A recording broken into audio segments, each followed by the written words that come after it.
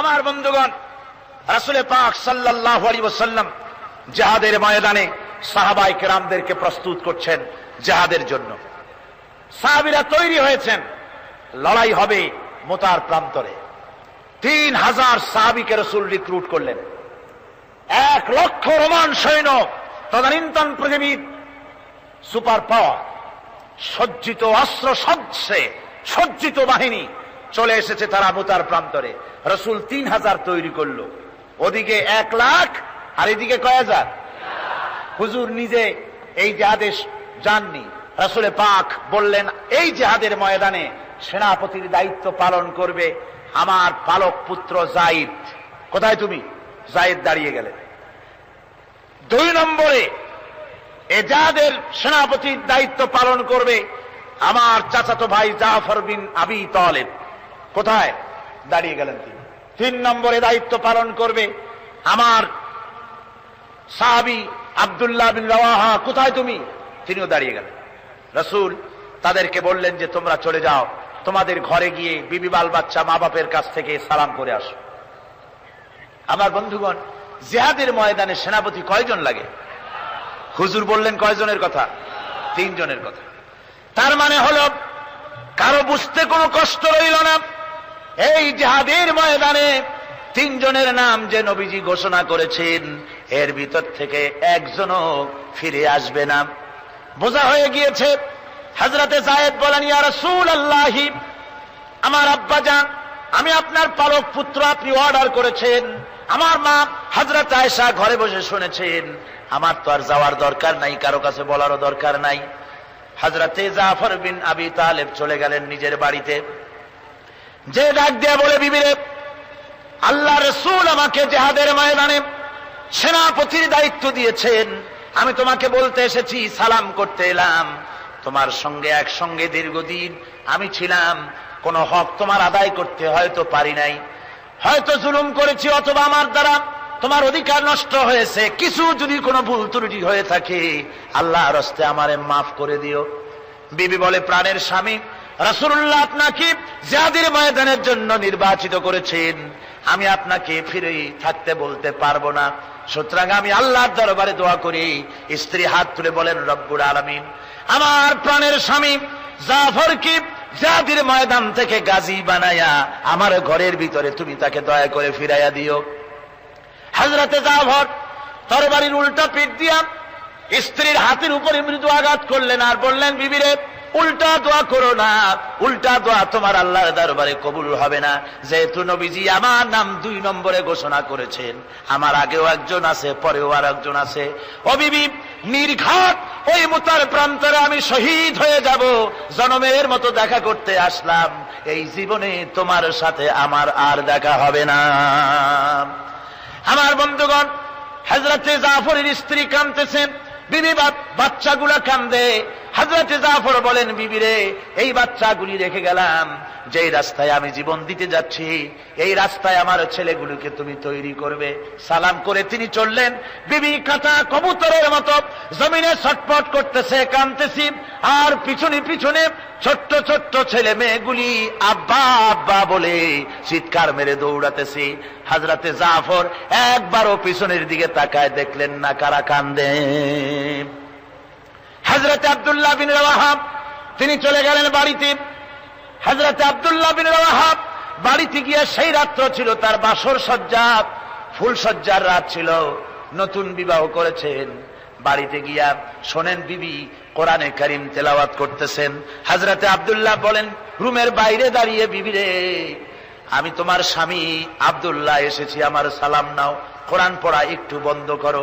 রাসূলুল্লাহ আমাকে জিহাদের সেনাপতি বানিয়েছেন, আমি জিহাদে যেতেছি, নতুন বিবাহ হলো, কোনো হক তোমার আদায় করতে পারি নাই, তুমি আমাকে মাফ করে দিও, আল্লাহর হস্তে আমার উপর কোনো দাবি রেখো না। বিবি বলে, প্রাণের স্বামী, কোনদিন আপনাকে দেখি নাই, কোন রকম একটু দেখেছি, আর আমি মদিনার এক সুন্দরী মেয়ে, আপনি আমাকে ভালো করে দেখলেন না। আমার প্রাণের স্বামী, একবার আপনি ঘরে আসেন। স্বামী বলে, ওগো স্ত্রী, ঘরের ভিতরে আমি যাব না, ঘরের ভিতরে গেলে বলে তোমাকে দেখলে আমার মনের ভিতরে প্রেম ডাকবে, তোমার প্রতি আমার ভালোবাসা জন্মাবে, আমি ঘরের ভিতরে ঢুকতে চাই না।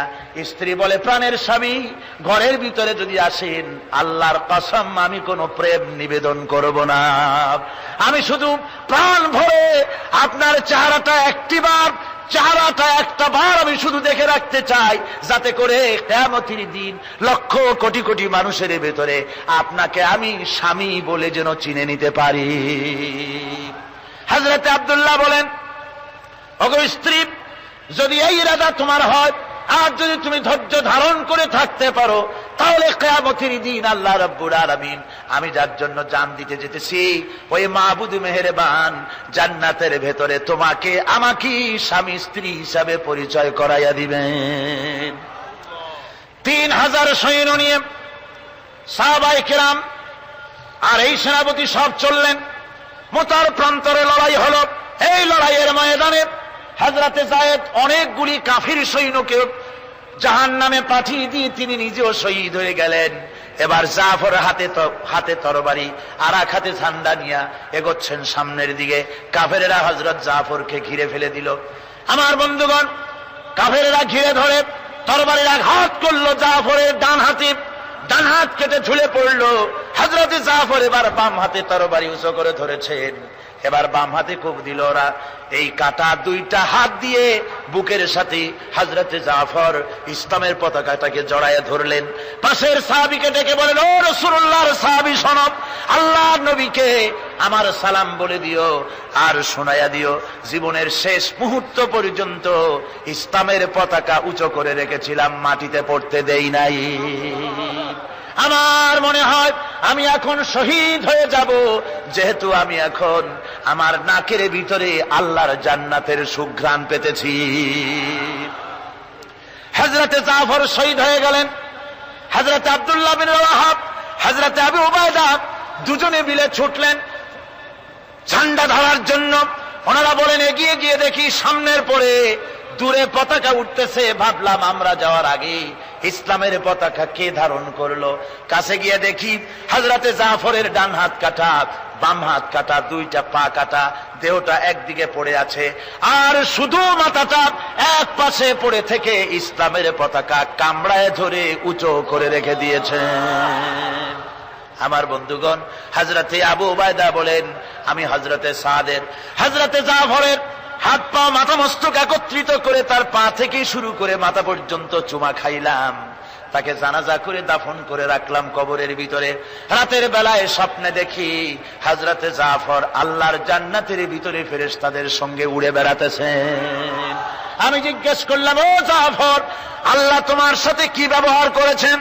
হযরতে জাফর বলেছেন, ওগো আবু উবাইদা, আল্লাহ রাব্বুল আলামিন আমাকে বলেছেন, জাফর রে, আমি তোমার শাহাদাতে খুশি হয়েছি, তুমি আমার কাছে আর কি চাও? হযরতে জাফর বলেন, আয় আল্লাহ পাক, কিচ্ছু চাই না, শুধু একটা দাবি, দুনিয়ায় তুমি মেহেরবানি করে আমাকে পাঠায়া দাও আর একবার যদি যেতে পারি, তাহলে তোমার দুনিয়ার বুকে তোমার দিন কায়েমের জন্য কাফেরদের বিরুদ্ধে লড়াই করে আমার জীবনটা আর একবার দিয়ে আসি। আমার বন্ধুগণের জন্য আল্লাহ রাসূল বলেছেন, হাদিস শরীফে এসেছে, আমার ইচ্ছে হয় জিহাদ করি, শহীদ হই, আবার যদি জিন্দা হই, আবার জিহাদ করি, শহীদ হই, আবার যদি জিন্দা হতে পারি তাহলে আবার জিহাদ করি, আবার শহীদ হই। যেহেতু শাহাদাতের মওতের মতো এত বড় মর্যাদা সম্পন্ন মওত আর পৃথিবীতে হতে পারে না। আমার ভাইরা, ইসলামের জন্য জান দেওয়ার জন্য, মাল দেওয়ার জন্য সাহাবায়ে কেরাম এভাবে প্রস্তুত ছিলেন। নিজেদের জীবন তারা আল্লাহর সামনে নজরানা পেশ করেছেন, শহীদ হয়েছেন, আল্লাহ দ্বীন কায়েমের জন্য তারা প্রচেষ্টা করেছেন। আল্লাহর পথে যারা জিহাদ করার সিদ্ধান্ত নেন, মহান আল্লাহ স্বয়ং তাদের সাহায্য করেন। যুগে যুগে আমরা এর প্রমাণ পেয়েছি, আর তাই মুসলমানরা কাফেরদের উপর বরাবর বিজয়ী হয়েছে। এই ইসলামকে প্রতিষ্ঠিত করার জন্য প্রয়োজন রয়েছে জিহাদের। কিসের প্রয়োজন? কিসের? জিহাদের প্রয়োজন। সেই জিহাদ করতে কি আপনারা তৈরি আছেন? জিহাদের জন্য তৈরি আছেন? সেই জিহাদ কিন্তু সেই জিহাদ মানে কি? সেই জিহাদের আবার অপব্যাখ্যা করা হয়েছে। জিহাদের অপব্যাখ্যা করা হয়েছে এইভাবে যে ওয়ালাকিন কালামদার কাফে দুশমনাস, দুশমনের হাতে কলম ছিল, ওরা যেমন খুশি আমাদের ইতিহাসকে চিত্রিত করেছে। ওরা বলেছে ইসলামের ইতিহাস থেকে তরবারি আর রক্তের গন্ধ আসে, কিন্তু আসলে জিহাদের অর্থ তো তরবারির যুদ্ধ নয়। জিহাদের অর্থ হচ্ছে যে কোনো উদ্দেশ্যকে সফলতায় পর্যবসিত করার জন্য যে প্রাণান্তকর প্রচেষ্টা করা হয়, ওই প্রচেষ্টার আরবি নাম হচ্ছে জিহাদ। আর যুদ্ধ তার আরবি হচ্ছে হার্ব। যুদ্ধের আরবি কি? হার্ব, ওয়ার। ইংরেজিতে ওয়ার, আরবিতে হার্ব। আর জিহাদ যেটাকে বলা হয়েছে ওটা হচ্ছে যে কোন উদ্দেশ্যকে সফলতায় পৌঁছাবার জন্য যে চেষ্টা, ওই চেষ্টার নাম জিহাদ। তবে এই চেষ্টা করতে গিয়ে যখন বাধা আসে সশস্ত্র, ওই সশস্ত্র বাধার মোকাবেলা সশস্ত্রভাবে করা যেটা, ওইটা হচ্ছে জিহাদের চূড়ান্ত রূপ। কথা বুঝে আসছে? ইসলাম প্রথমে কাউকে আক্রমণ করে না, ইসলাম প্রথমে কাউকে আক্রমণ করে না, আক্রান্ত হলে পরে তারপরে এর জবাব দেয়, ঠিক কিনা? দেখেন না, হযরত আলী রাদিয়াল্লাহু তাআলা আনহু ওই যে খায়বারের যুদ্ধে, সেইখানে কেউ খায়বারের এই দুর্গ মুসলমানদের হাতে আসে না, প্রতিদিন যুদ্ধ হচ্ছে, অথচ যুদ্ধে কোনো ফলাফল দেখা যাচ্ছে না। ফজরের নামাজ, এশার নামাজের পর হুজুর বলছেন, ও সাহাবীরা, আগামীকাল আমি এমন এক ব্যক্তির হাতে ইসলামের ঝান্ডা তুলে দেব যাকে আল্লাহ এবং আল্লাহ রসুল বেশি ভালোবাসেন, এবং তিনিও আল্লাহ এবং আল্লাহ রসুলকে বেশি ভালোবাসেন, আর তার হাতেই বিজয় হবে। হযরত ওমর রাদিয়াল্লাহু তাআলা আনহু বলেন, আমার এরকম পেরেশানির রাত জীবনে আর কখনো গেছে কিনা জানি না, আমি সারা রাত পেরেশান ছিলাম যে ওই ব্যক্তিকে আমি হতে পারবো। ফজরের নামাজের পর আল্লাহর নবী বলছেন, সাহাবীরা, আমার আলী কোথায়, তাকে দেখছি না কেন? সবাই বলছেন, হুজুর, হযরত আলীর চোখ উঠেছে, তাই নামাজের জামাতে শরীক হতে পারেন না। হুজুর বললেন, তাকে নিয়ে আসুন। দুজন সাহাবীর কাঁধের উপরে ভর করে হযরত আলী এলেন। হুজুর সাল্লাল্লাহু আলাইহি ওয়াসাল্লাম তার মুখের থুতু মোবারক নিয়ে হযরত আলীর চোখে লাগিয়ে দিলেন, সাথে সাথে আগের থেকেও ভালো দৃষ্টিশক্তি সম্পন্ন হয়ে গেলেন। সুবহানাল্লাহ ওয়া বিহামদিহি। তো এখানে রাসূল পাক সাল্লাল্লাহু আলাইহি ওয়াসাল্লাম তিনি হযরত আলীর হাতে তরবারি উঠায় দিলেন, জুলফিকার।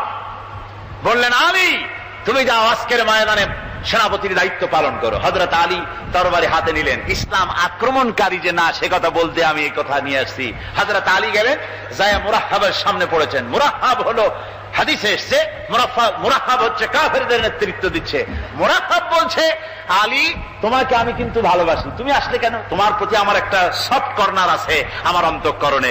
তুমি তোমার ছেলে মেয়েকে কি এতিম বানাতে চাও? তোমার বউকে কি বিধবা করতে চাও?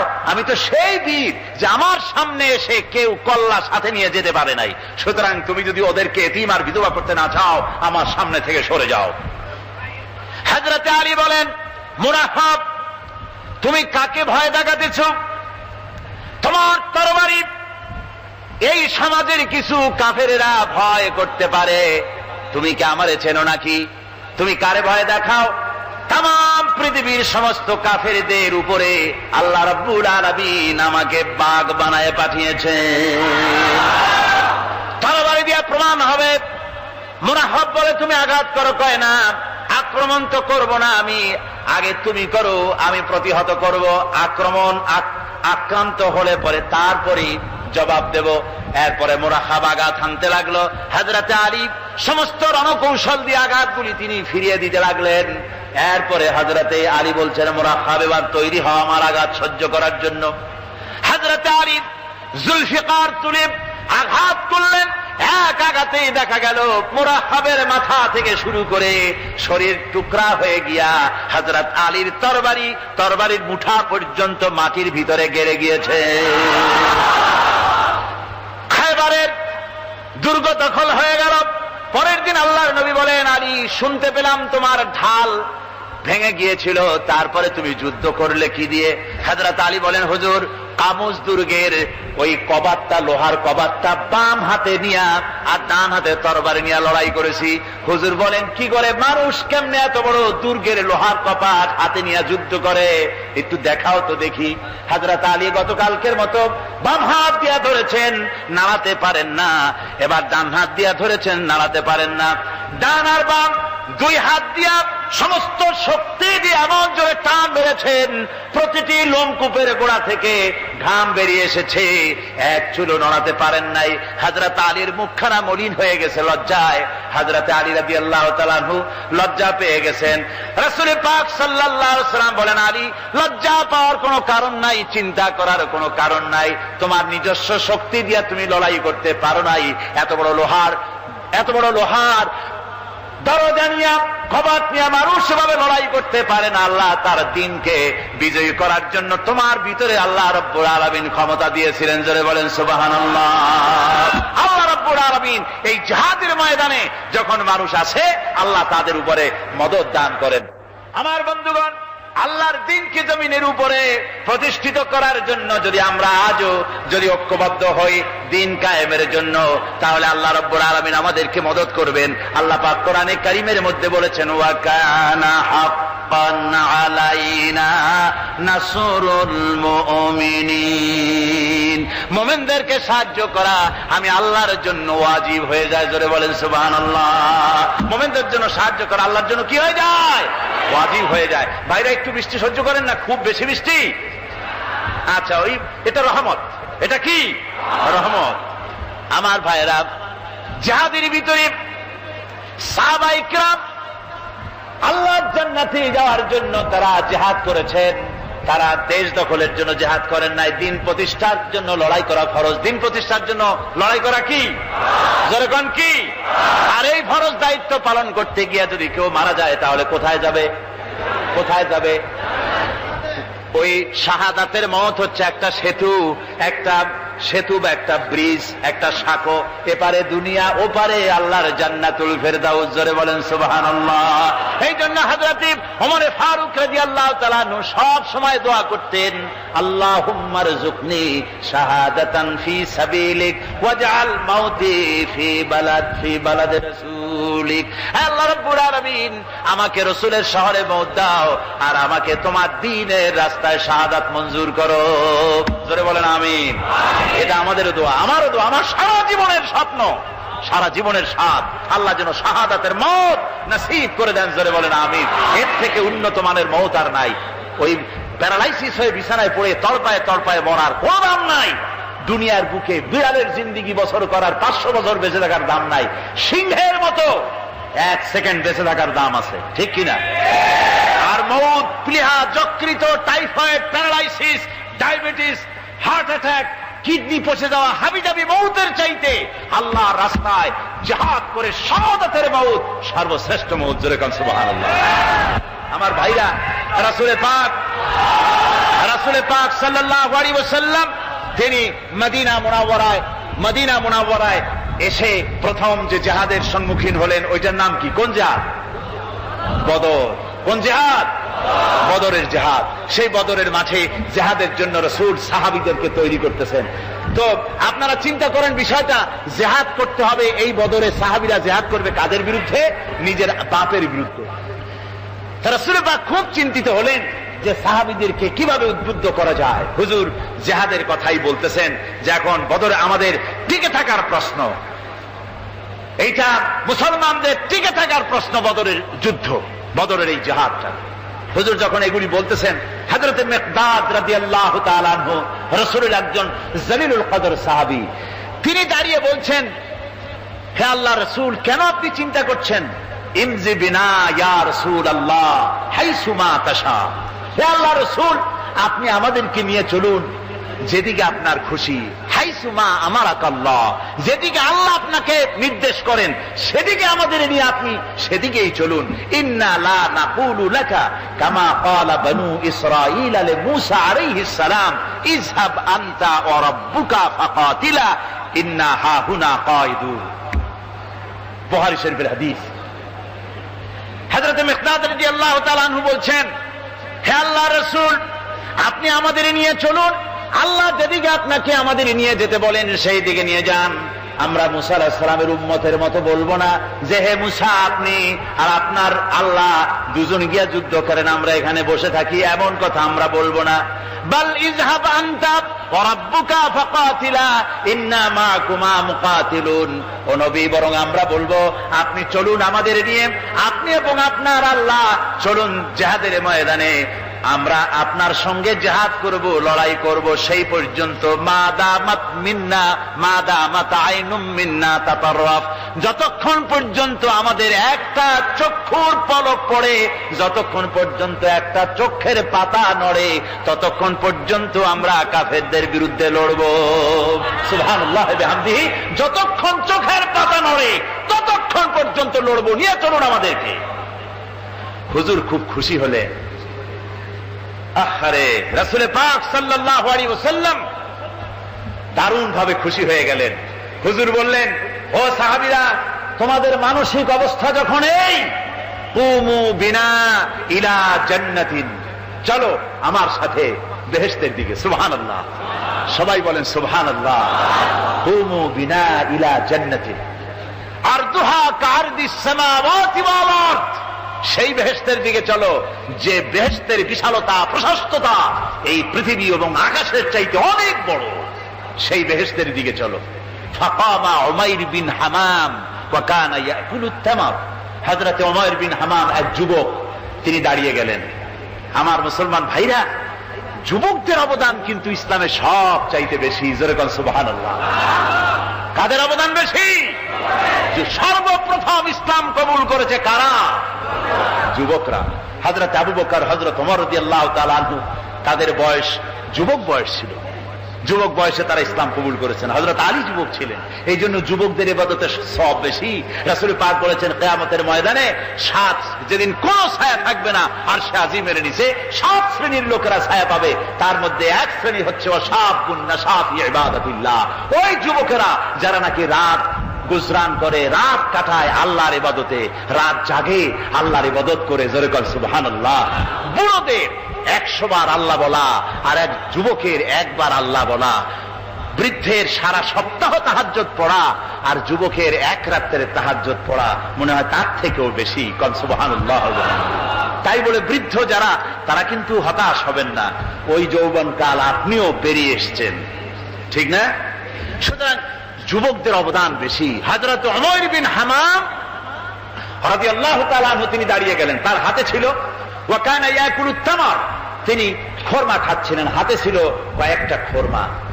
তিনি খরমাগুলি হাতে নিয়ে দাঁড়িয়ে বলছেন ওয়া ক্বালা বাখবাখ, তিনি বলছেন, বাখবাখ শব্দ এটা হচ্ছে লুগাল মুহাল্লিয়া, অর্থাৎ আঞ্চলিক শব্দ। এর অর্থ হচ্ছে মা আযামাহু ওয়া মা আহসানাহু। কি আশ্চর্য, কি সুন্দর, কি বিরাট, কি সুন্দর কথা আপনি বললেন হে রাসূল। জান্নাতুন আরদুহা কারদিস সামাওয়াতি ওয়াল আরদ, এমন বেহেশত তো পাওয়া যাবে জিহাদ করলে যে বেহেশতের বিশালতা প্রশস্ততা এই বিশাল আকাশের চাইতে, জমিনের চাইতে বেশি। ওয়াল্লাহি লাউ কুনতু হাইয়ান হাত্তা আকুলাহুন্না, আমি যদি, ওয়াল্লাহি আল্লাহর কসম, আমি যদি এই খরমাগুলো যদি খাইতে থাকি, ইন্নাহা লা হায়াতুন তাবিলা, তাহলে তো এটা অনেক লম্বা হায়াত লাগবে, এই খরমাগুলি খাইতে অনেক সময় লাগবে, বেহেশতে যাইতে দেরি হয়ে যাবে। সুতরাং এই খরমা তো আর খাওয়া যাবে না। ফারামা বিহিন্না, হাতের খরমাগুলি সব ফেলে দিয়ে জিহাদের ময়দানে লাফায় পড়লেন। অনেকগুলি কাফেরকে জাহান্নামের খাতে উতরায় দিয়া হযরত ওমর নিজেও শাহাদাত বরণ করলেন। জিহাদের শেষে